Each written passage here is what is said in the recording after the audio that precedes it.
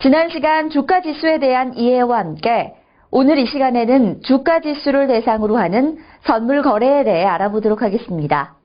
먼저 전문 기자가 소개하는 이 시각 주요 뉴스부터 만나보시죠.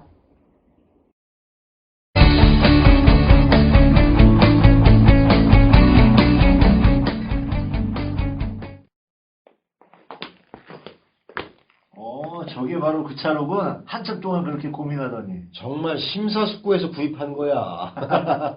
아참, 저번에 만났던 그 친구 말이야. 선물을 사서 수익이 아주 크게 났다더라고.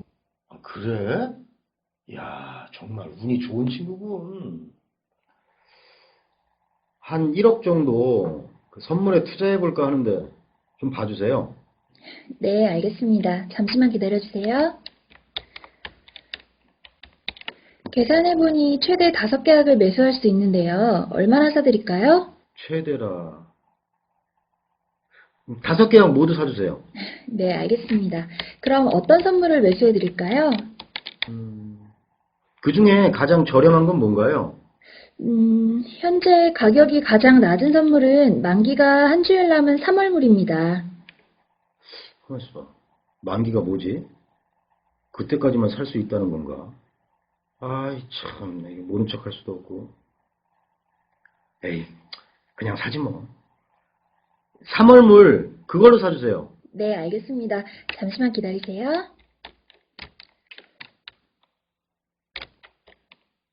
네, 체결되었습니다. 그럼 만기일에 연락을 드릴까요? 아이, 그럴 거 없어요. 내가 다 알아서 할 테니까 걱정하지 않으셔도 됩니다.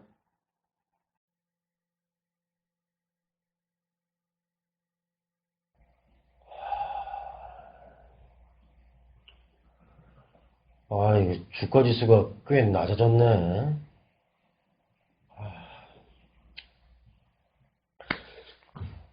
그래. 그래도 투자는 역시 장기 투자지. 곧 오를 테니까 어디 어떻게 되는지 한번 지켜보자고.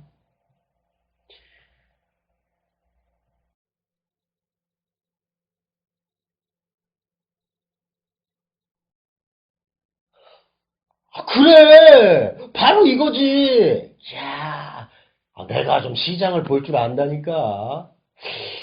그럼 어디 한번 수익이 얼마나 났는지 한번 알아볼까? 지난번에 산 선물 말인데요. 얼마나 수익이 났는지 알아보려고 연락했습니다. 네, 확인해드리겠습니다. 네, 지금 계좌에 7,500만 원 들어있습니다. 응? 아니, 현금 말고 내가 그때 산 선물, 그게 얼마나 수익이 났는지 물어보는 겁니다. 그건 이미 지난 만기 때 사장님께서 청산하지 않으셔서 최종 결제됐습니다. 지금 계좌엔 아무런 계약도 없는데요. 뭐라고요? 아니, 내가 팔지도 않은 게 왜 사라진 거죠? 그쪽에서 팔아버린 거 아니에요? 그럴 리가요. 제가 그날 만기일에 연락드린다고 했더니 직접 알아서 하겠다 하시곤 전화 끊으셨어요. 아, 이거 뭐가 어떻게 된 거야? 아까운 내 돈. 내 선물. 자동차를 고를 때도 한 달이나 심사숙고해서 결정하는 분이었는데 자신이 거래하는 상품이 어떤 것인지도 모르고 1억이나 투자를 했군요. 선물에 대한 사전 이해도 없이 단순히 주변 이야기만 듣고 거래를 하다니 너무 욕심이 앞섰던 것은 아닌지 자신을 돌아봐야 할 것 같습니다. 혹시 이 강의를 듣고 있는 분들 중에도 선물에 투자를 하고 싶은데 상품에 대한 이해가 없어 망설이는 분이 있다면 서두르지 마시고요. 이슈 인사이드에서 주가지수 선물에 대한 자세한 안내를 해드릴 테니 천천히 확인해 보시기 바랍니다. 자리에서처럼 자신도 모르는 사이에 손해를 보는 일을 겪지 않으려면 선물이란 어떤 상품인지 그리고 어떻게 거래해야 하는지 정확히 이해하는 것이 무엇보다 중요하겠죠. 그래서 오늘 이 시간에는 우리나라의 가장 대표적인 선물 상품인 코스피 200 선물의 개념과 상품 명세, 거래 방법과 기본 전략, 그리고 이론 가격 결정에 대해 알아보고 그와 함께 코스피 200 선물, 글로벌 거래에 대해 짚어보겠습니다.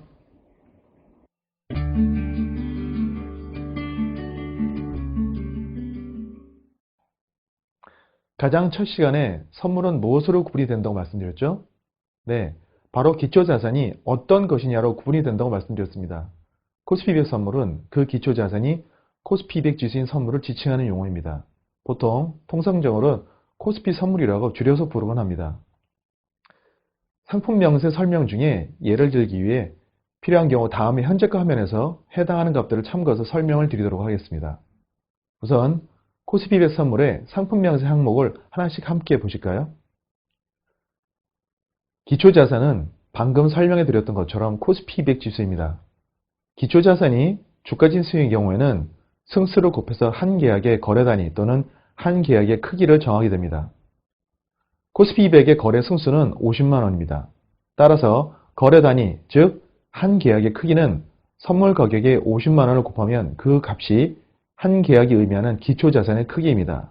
예를 들어 현재 가격이 250.00인 경우 50만 원을 곱하면 1억 2,500만 원이 나옵니다. 이 1억 2,500만 원이 코스피 200 선물 한 계약을 매수하여 보유할 경우 코스피 200 지수를 구성하는 종목들을 지수 구성 비율로 총 매수 금액을 1억 2,500만큼 매수하겠다는 의미가 되고, 정확히 표현하면 1억 2,500만큼 매수하겠다고 계약하는 의미가 됩니다. 따라서 선물 가격이 1% 변해서 발생하는 손익은 거래 단위를 기준해서 1% 손익이 변하는 것과 동일하게 됩니다. 이것을 다시 예를 들어서 확인해 보겠습니다. 선물을 250.00에 매수해서 가격이 1% 증가한 252.50에서 매도한 경우 그 손익은 252.50에서 252.25를 빼고 거기에 50만 원을 곱해 나오는 125만 원이 되고요. 이를 기초자산의 크기로 환산해서 그 손익을 계산해 보면 1억 2,500만 원의 1%가 변한 125만 원, 역시 125만 원이 계산되어 나오는 것을 볼 수가 있습니다. 코스피 200 선물의 결제월은 분기월분인 3, 6, 9, 12월물로 총 4개가 언제나 상장되어 있습니다. 따라서 최종 거래일이 지나면 최근월 종목은 사라지고 최원월물이 신규 상장되면서 언제나 4개의 결제월물이 상장되어 있게 됩니다. 코스피 200 선물의 가격은 코스피 200 지수와 같은 형태로 표시됩니다. 가격의 단위는 포인트라고 부릅니다. 이때 가격의 최소 움직임의 폭을 호가 가격 단위라고 하는데 0.05포인트 단위로 가격이 움직입니다. 코스피 200 지수는 0.01포인트 단위로 표시되지만 선물의 가격은 반드시 0.05의 배수로 끝나는 값이 아니면 존재하지도 주문을 낼 수도 없습니다. 이 호가 가격 단위를 일상적으로는 틱 단위라고 부릅니다. 여기서 틱은 최소 가격 변동폭을 의미합니다. 자, 이때 이 한 호가 가격 단위가 변할 때 변하는 금액 크기는 얼마인지 계산이 되실까요? 네, 호가 가격 단위에 거래 승수를 곱해서 나오는 값이 바로 최소 가격 변동 금액입니다. 그 값을 계산하면 25,000원이 나오고요. 0.05포인트의 승수인 50만 원을 곱하면 25,000원이 나옵니다.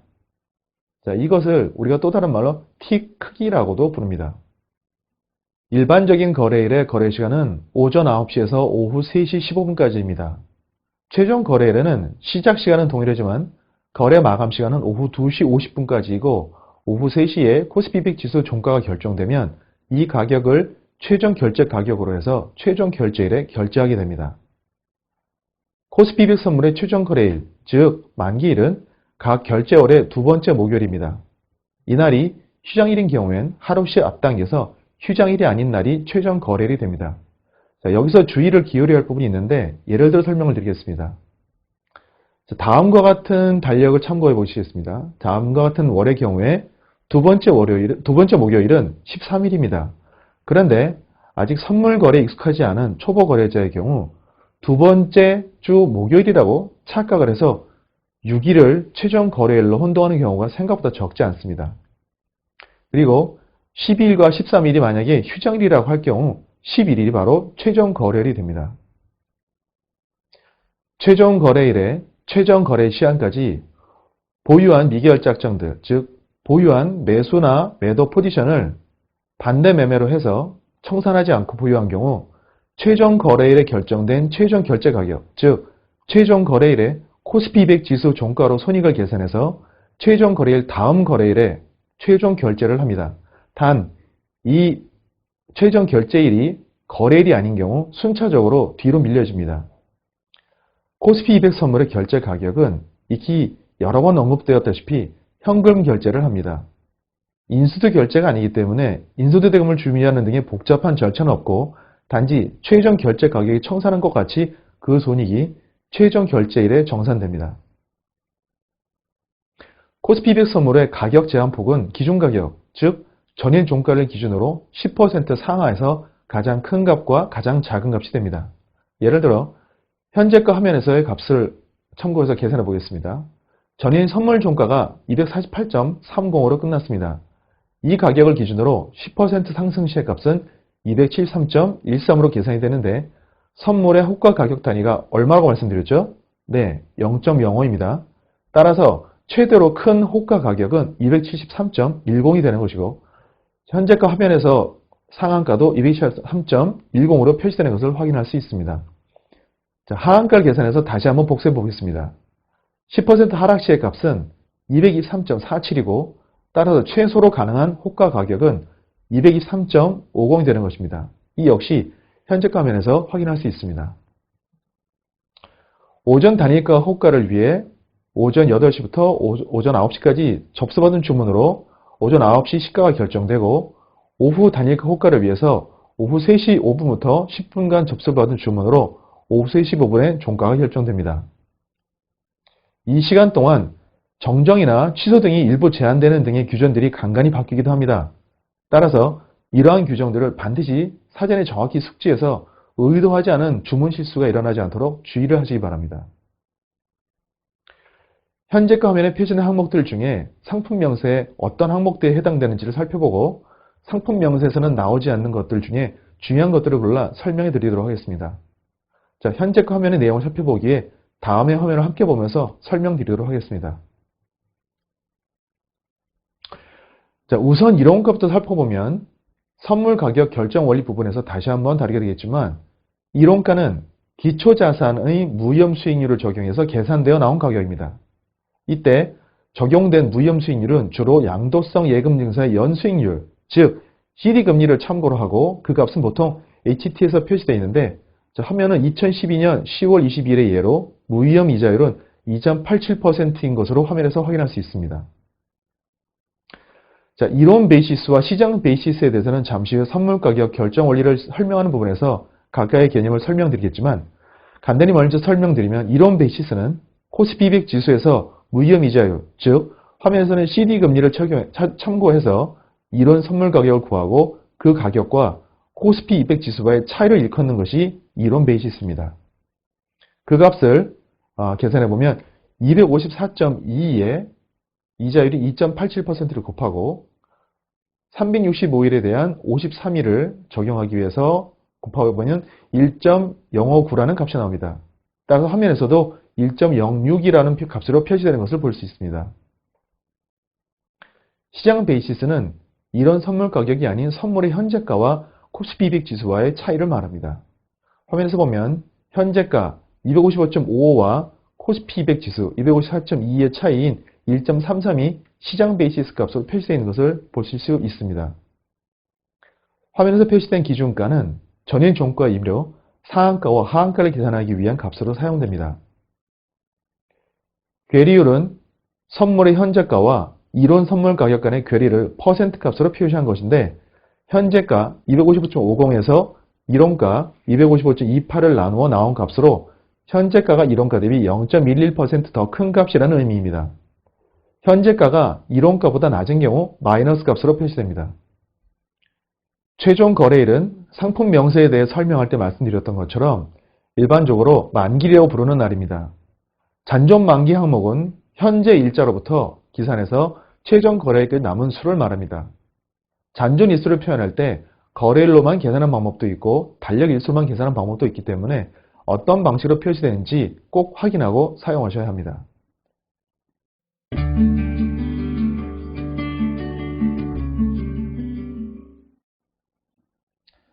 주식을 많이 보유하고 그 가격의 움직임이 코스피 200 지수와 연동을 많이 하는 경우 코스피 200 선물을 사용해서 해지 거래를 할 수 있습니다. 보유한 주식들의 가격이 많이 하락할 것으로 예상되는 경우 모두 청산할 수도 있지만 청산 시에 각 주식의 가격에 영향을 미칠 만큼 보유한 수량이 매우 많은 경우 선물 매도 포지션을 해지를 하면 보유한 주식들의 가격이 하락을 해서 손실이 발생해도 보유한 포트폴리오 손익과 선물이 연동을 많이 하는 경우엔 선물에서의 수익으로 손실을 줄일 수 있습니다. 보유한 포트폴리오 규모만큼을 모두 해지하는 경우를 완전 해지, 일부 규모만 해지하는 경우를 부분 해지라고 합니다. 현물을 보유하고 선물을 매도 해지하는 경우를 매도 해지, 현물을 매수하고자 하는 경우 미래의 가격 상승 위험을 대비한 것을 매수 해지라고 합니다. 차익 거래란 두 종목이나 상품 간의 가격 괴리에서 이익을 추구하는 거래 전략입니다. 차익 거래의 대상이 되는 두 종목 중에 고평가된 것을 매도하고 저평가된 것을 매수한 후 각각을 반대 매매하여 차익을 실현하는 전략입니다. 따라서 코스피 200 선물의 차익 거래에서는 코스피 200 지수를 구성하는 전 종목 또는 일부 종목을 한꺼번에 사거나 팔면서 동시에 선물로 해지한 후 청산에 유리한 베이시스로 바뀌었을 때 청산하거나 선물 최종 거래일에 선물은 최종 결제를 받고 주식들은 최종 거래일에 모두 청산하거나 매수하거나 롤오버를 하는 거래가 코스피 200 선물 차익 거래입니다. 현물을 매수하고 선물을 매도하는 차익 거래를 매수 차익 거래, 현물을 매도하고 선물을 매수하는 차익 거래를 매도 차익 거래라 합니다. 롤오버는 주식은 그대로 두고 보유한 선물 최근 원물을 청산하고 차근 원물로 재진입하는 것을 말합니다. 롤오버를 하는 방법은 최근 월물과 차근 월물을 각각 거래하는 방법과 스프레드 상품을 거래해서 한 번에 하는 방법이 있습니다. 차익 거래 시에 롤오버를 하기 위해 스프레드를 거래해서 할 수 있다고 말씀드렸습니다. 자, 이 스프레드 상품의 예를 다음 화면에서 함께 보시겠습니다. 이 스프레드 종목으로 롤오버하는 방법에 대해서는 선물 거래 위험에 대한 내용을 말씀드릴 때 자세히 다루도록 하겠습니다.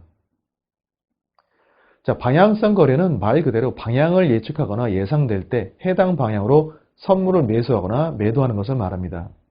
매수 해지와 방향성 선물 매수 거래는 형태적으로 동일한데 전자는 현물의 조달 비용을 관리하기 위해 해지의 목적이 있는 경우이고 후자는 선물의 가격 변화 시에 그 차이로 수익을 내기 위한 거래가 목적인 경우입니다.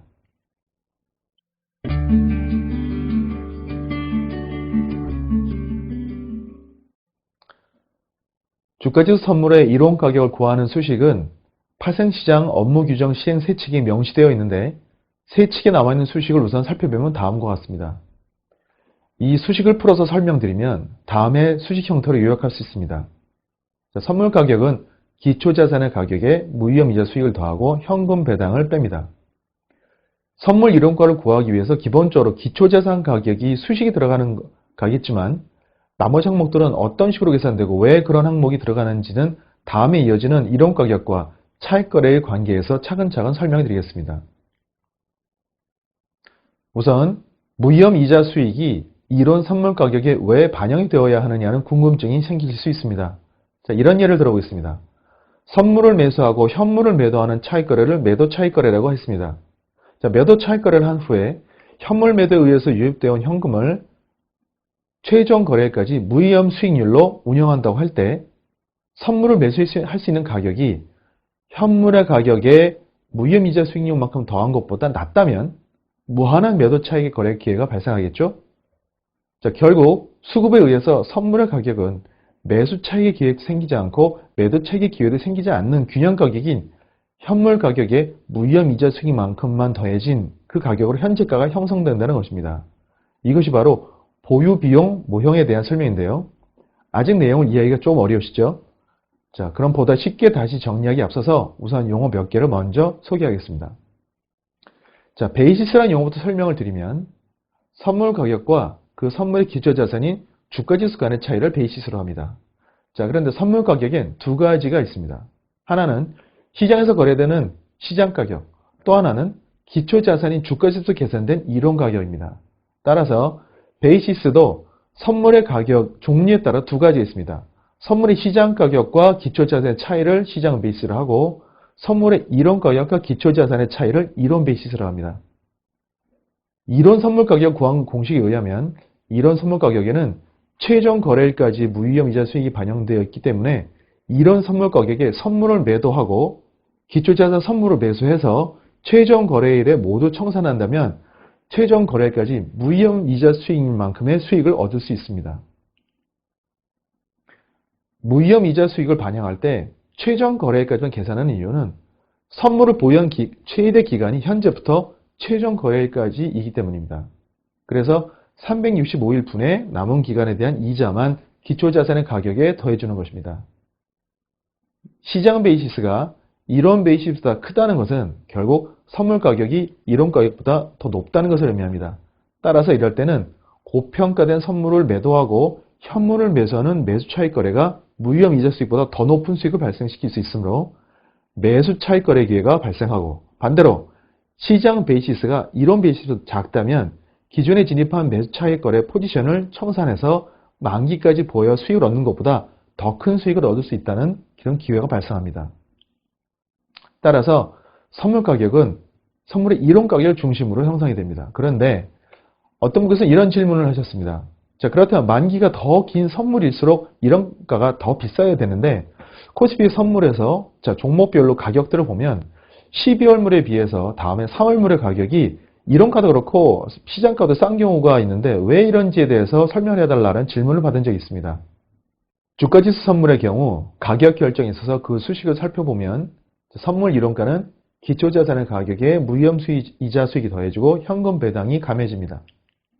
자, 12월 선물의 만기는 12월 초에 있고 배당락은 12월 말에 있기 때문에 12월물 선물에는 배당락 효과가 반영되지 않습니다. 하지만 3월물에는 현금 배당 항목의 값이 0이 아니기 때문에 3월물 가격에는 배당량이 반영되어서 3월물의 가격이 더 낮게 보이는 경우가 많습니다. 자, 다음 화면에서 그 예를 볼 수 있는데요. 12월물 선물의 이론가 248.13보다 3월물 이론가가 더 낮고 시장가도 더 낮게 형성되어 있습니다. 그 외에도 이론가와 관계없이 선물의 가격이 기초자산의 가격보다도 낮아질 때가 있는데 이것은 시장의 움직임이 크게 하락할 것으로 예상돼서 선물로 적극적으로 매도 해지하거나 방향성 매도 포지션을 취하려는 거래자가 급증해서 매수와 매도의 수급이 매도 쪽으로 치우치는 과정에서 발생하는 현상입니다.